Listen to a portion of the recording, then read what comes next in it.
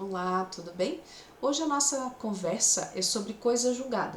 Então, coisa julgada é a qualidade da decisão judicial que se tornou imutável. Então, o objetivo de falar em coisa julgada no processo civil é resguardar a segurança jurídica daquela decisão que passa a fazer lei entre as partes, ao autor, ao réu. Então, dá segurança jurídica aos envolvidos lá no processo. Então, a coisa julgada ela é resguardada lá na Constituição, no artigo 5º, inciso 36, e se dá justamente quando não cabe mais recurso daquela decisão. Então, se nós pensarmos uma sentença no processo civil, essa sentença permite recurso da sentença para modificá-la, portanto, no prazo de 15 dias úteis após a intimação da parte. Nós temos duas espécies de coisa julgada, a formal e a material. Então, a regra do 502 é que a coisa julgada seja material, portanto, torna imutável a decisão tanto para as partes envolvidas, quanto também naquele processo, né, em que foi proferida a sentença, mas também em qualquer outro processo que envolva a mesma situação, envolvendo as mesmas partes. Então, por exemplo, coisa julgada material. Se nós falássemos de uma ação de uso capião. Então, a ação de uso capião, ela faz coisa julgada material. Por quê? A partir do momento que eu comprovo a minha posse mansa, pacífica e ininterrupta, no prazo de 15 anos, mesmo sem justo título, tenho moradia no local, faço a demonstração de toda essa posse e vem a sentença. Então, essa sentença, passado o prazo de 15 dias, sem recurso do proprietário, sem recurso dos confrontantes, ela se torna imutável, portanto, ela faz o chamado trânsito em julgado. Então, não vai mais se rediscutir se a Patrícia é proprietária ou não daquele imóvel, nem nesse processo, nessa ação de uso capião e nenhum outro. Então, essa característica de ser proprietária, ela tornou-se imutável. Então, essa é a coisa julgada material, certo? Que com base no 502 é a nossa regra. Então, lá no 502, regra que eu digo no CPC. Então, denomina-se coisa julgada material a autoridade que torna imutável e indiscutível a decisão de mérito, não mais sujeita a recurso. Mas fato é que nem toda decisão, nem toda sentença faz coisa julgada material. Muitas fazem coisa julgada formal. Então, imagina que eu proponho uma ação judicial e deixo ela ficar extinta, sem resolução de mérito. A própria ação de uso capião. Então, se eu promovi a ação de uso capião e sou intimada pelo juízo para juntar o endereço atual de um dos confrontantes, de um dos vizinhos ali que fazem divisa com o imóvel que eu estou buscando uso capião. E eu não trago essa informação aos autos, o juiz profere a sentença julgando com base no 485, sem resolução do mérito. Então, vai ser extinto aquele processo, então ali não cabe mais a gente discutir nem uso capião e nenhum outro fator. Mas eu posso propor de novo uma ação de uso capião, buscando agora todos os dados e promovendo a busca da propriedade sobre o bem. Então, eu posso, através de outra ação judicial, buscar a coisa julgada material. Mas nessa em que eu promovi a ação, não dei o andamento adequado, houve a sentença, houve o trânsito julgado, mas essa coisa julgada foi formal. Então, formalmente ela se tornou imutável, mas só naquele processo. Em outros eu vou poder discutir. Então, quando a gente pensa naquelas situações do 485 que colocam extinção processo sem resolução de mérito, estamos tratando de coisa julgada formal. Já quando há resolução do mérito, com a homologação de um acordo, com o reconhecimento de um direito do autor ou do réu, nós estamos diante da coisa julgada formal.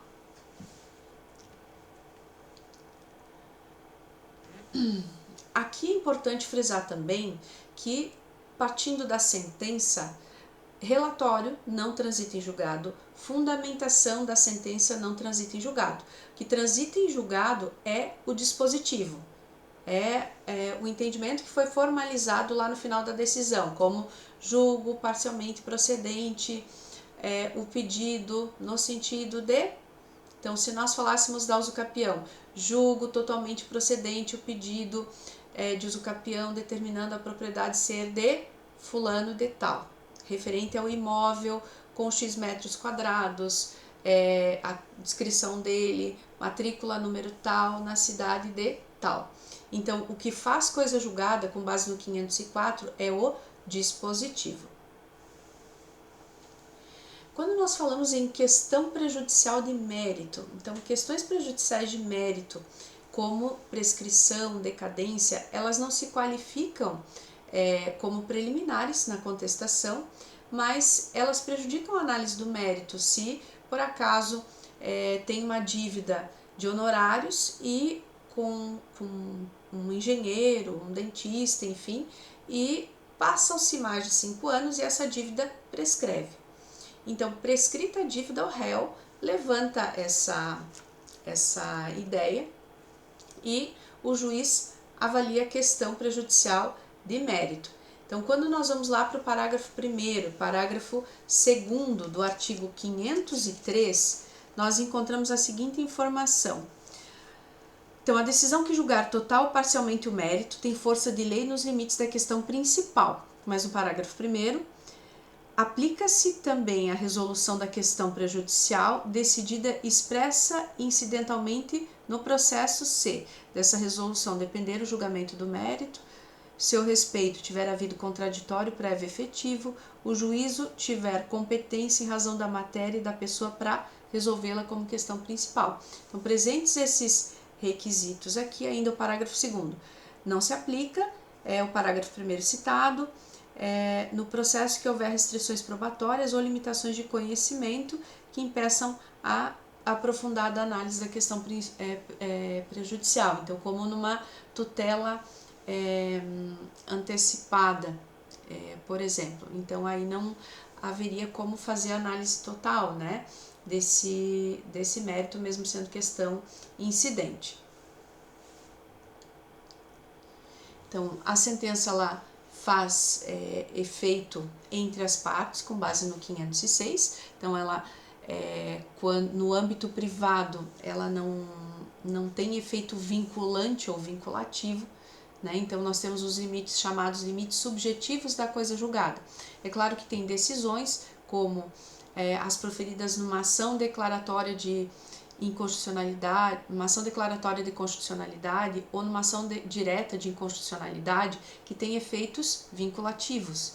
Então essas vão gerar efeitos quanto ao seu teor sobre quaisquer pessoas no país que se apliquem àquela situação. Então, por exemplo, pessoas que têm um relacionamento homoafetivo, que, portanto, no direito sucessório tem o mesmo status, o cônjuge e o companheiro de união estável, por exemplo, ou o companheiro de união homoafetiva. Então, os efeitos da ADC, da arguição de descumprimento de preceito fundamental, da ADI, que envolveu esse tema, eles se aplicam para todos esses casos posteriores. Mas na regra prevista no 506, lá do CPC, só envolve as partes cuja relação jurídico-processual envolveu.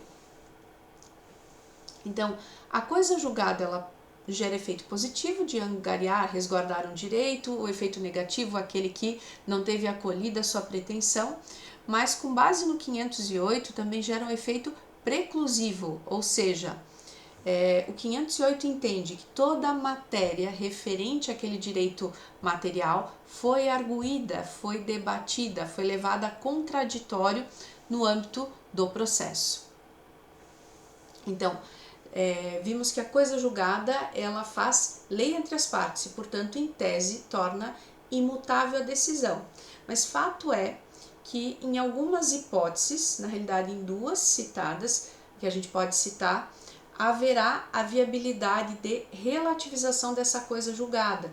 Então, a primeira possibilidade é através da chamada ação rescisória. Então, a ação rescisória não é um recurso, é uma ação originária proposta diretamente na instância superior a que proferiu a decisão judicial. Então, se eu quero rescindir uma sentença prolatada aqui no juízo de Balneário Camboriú, eu vou propor a ação rescisória diretamente no Tribunal de Justiça de Santa Catarina. Se eu quero rescindir uma sentença proferida na Justiça Federal em Itajaí, vou requerer a ação rescisória diretamente lá no Tribunal Regional Federal da 4ª Região. Então, lá no 966, nós vamos poder, no prazo de 2 anos, rescindir a sentença ou a decisão judicial, caso exista algum vício que a torne parcial. Então, por exemplo, lá no 966, a gente verifica que é passível de rescisão a decisão que é proferida com prevaricação, concussão ou corrupção do magistrado, que a proferiu quando ela foi proferida por juiz impedido ou absolutamente incompetente. E assim tem outras causas também. Então, se relativiza a coisa julgada para que realmente possa-se, no caso concreto, aplicar o julgamento adequado às pessoas que buscaram a tutela jurisdicional. E também ocorre a relativização da coisa julgada quando nós temos na sentença, aplicando o dispositivo, uma sentença cujo dispositivo, cujo entendimento foi considerado inconstitucional. Então, o artigo 525, parágrafo 12 e o 535, parágrafo 5º, fazem essa relativização. Então, no 525, parágrafo 12. Então, no 525, lá no 525, transcorrido o prazo do 523. Então, 523 é o pagamento, né, quando há quantia certa. O que nos interessa é o parágrafo 12, que diz o seguinte: para efeito do inciso 3, parágrafo 1º, então, que diz a inexigibilidade do título ou inexigibilidade da obrigação. Então, imagina que a obrigação foi reconhecida como inconstitucional e agora eu estou fazendo cumprir uma sentença que faz essa exigência. Então, aqui, com base no parágrafo 12, considera-se também inexigível a obrigação reconhecida em título executivo judicial, fundado em lei ou ato normativo considerado inconstitucional pelo STF ou fundado em aplicação e interpretação de lei ou de ato normativo pelo STF como incompatível com a Constituição em controle de constitucionalidade concentrado ou difuso. Então, mesmo que a sentença tenha acolhido o pedido, se a base foi algo que foi reconhecido como inconstitucional, se relativiza essa coisa julgada. E no 535, lá no parágrafo 5º, para efeito do disposto no inciso 3º, que trata também da inexigibilidade do título ou da obrigação, considera-se também inexigível a obrigação reconhecida em título executivo fundado em lei ou ato normativo, considerado inconstitucional pelo STF ou aplicando lei ou ato normativo que não foi recepcionada pela Constituição. Então, antes de encerrar a coisa julgada, é importante frisar que em algumas relações jurídicas, elas não terminam com a sentença. Então, por exemplo, relação filial, relação pai, mãe, filho. Então, quando há fixação de alimentos pelo pai que não tem a base de moradia ou mãe que não tem a base de moradia, é uma relação que foi avaliada no processo judicial fixando a pensão alimentícia. Mas, se uma das partes tiver modificação da necessidade ou da possibilidade de oferta, se permite a revisão dos alimentos. Então, a viabilidade da promoção da ação revisional de alimentos. Da mesma forma, se fiz um contrato que é cumprido ao longo de 36 meses, se houver modificação da base econômica, do equilíbrio econômico das partes, se permite propor a revisão desse contrato.